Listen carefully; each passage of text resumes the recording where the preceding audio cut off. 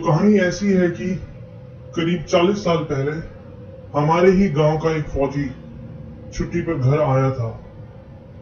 पहाड़ी इलाका था और बहुत पिछड़ा भी था, इसलिए कोई भी बस या कोई और साधन सीधा गांव तक नहीं आता था। बस सीधा मेन बस अड्डे पर ही उतारती थी और वहां से पैदल ही गांव तक आना पड़ता था, पहाड़ों के बीच से। तो वो फौजी पैदल ही रात के समय सुनसान इलाके से घर आ रहा था। जब वो रास्ते में ही आ रहा था, उसको अचानक सड़क किनारे जंगल में किसी लड़की के रोने की आवाज सुनाई दी। फौजी था, इसलिए बहादुर भी था, तो वो जंगल के अंदर चला गया देखने के लिए कि कौन रो रहा है। कोई और होता तो शायद इतनी हिम्मत भी नहीं कर पाता।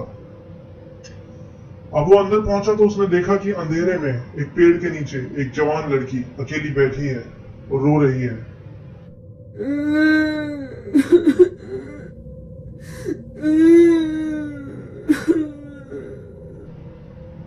वो उस लड़की के पास पहुंचा और उससे पूछा कि वो वहां कैसे पहुंची और उसका घर कहाँ है और वो रो क्यों रही है। लड़की जवान थी और बेहद खूबसूरत भी थी, लेकिन उसको कुछ याद ही नहीं था। लड़की रो रही थी और उसने फौजी से उसको अपने साथ ले जाने के लिए रिक्वेस्ट किया। फौजी उस लड़की को अपने घर ले आया। अगले ही दिन पूरे गांव में ये बात फैल गई कि फौजी किसी लड़की को लाया है जंगल से। सबने जानने की कोशिश की कि लड़की कौन है, कहां से आई है, लेकिन उस लड़की को कुछ भी याद नहीं था। शायद उसकी याददाश्त खो चुकी थी, सबको लगा। लड़की फौजी के घर ही रहने लगी। फौजी लड़का भी जवान था और उसकी भी शादी नहीं हुई थी। एक ही घर में दो अनजान लड़का और लड़की रह रहे थे। लोगों का तरह तरह का बात करना लाजमी था, इसलिए उस फौजी लड़के के घर वालों और गांव वालों ने फैसला किया कि उन दोनों की शादी कर दी जाए। लड़की ने भी हाँ कर दी। लड़की बहुत सुंदर थी, इसलिए फौजी लड़का भी मान गया। लेकिन शादी से पहले उस लड़की ने फौजी लड़के के सामने एक शर्त रखी।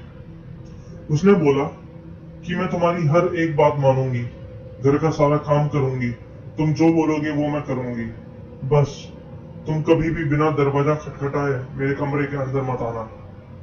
लड़का मान गया और दोनों की अच्छे से शादी कर दी गई। सब कुछ अच्छा चल रहा था। 10-12 साल भी बीत गए थे। दोनों के 3 बच्चे भी हो गए थे। फौजी लड़का बीच बीच में छुट्टियों पर आता, कुछ समय बिताता और फिर वापस चला जाता।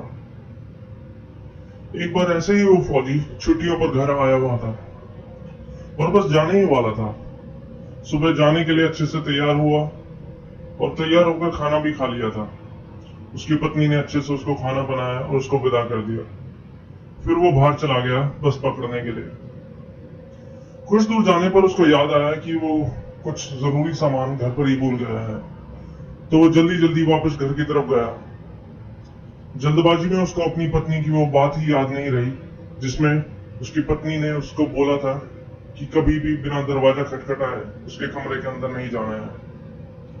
और वो जल्दबाजी में ऐसे ही बिना दरवाजा खटखटाए अपनी पत्नी के कमरे में घुस गया। अंदर घुसते ही उसने जो देखा, उसको देख के उसके होश उड़ गए। उसने देखा कि कमरे के अंदर उसकी पत्नी मट्टी के चूल्हे पर रोटी बना रही है और उसका एक पैर चूल्हे के अंदर रखा हुआ है, जलती आग के अंदर। बाल बिखरे हुए थे। ये देखकर उसकी चीख निकल गई।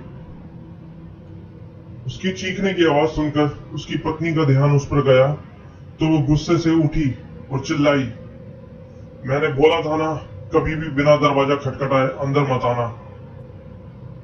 इतना बोलकर उसने गुस्से में उस फौजी को एक थप्पड़ मारा और तेजी से बाहर भाग गई। वो इतनी तेजी से वहां से भागी कि कोई देख ही नहीं पाया कि वो कहां गायब हो गई। उस थप्पड़ की चोट ऐसी थी कि उस फौजी की गर्दन हमेशा के लिए टेढ़ी हो गई और बुढ़ापे तक टेढ़ी ही रही। उस दिन के बाद किसी ने उस लड़की को नहीं देखा। गांव के लोग आज भी इस बारे में बातें करते हैं, लेकिन किसी को कुछ नहीं पता कि वो लड़की कौन थी और कहां से आई थी।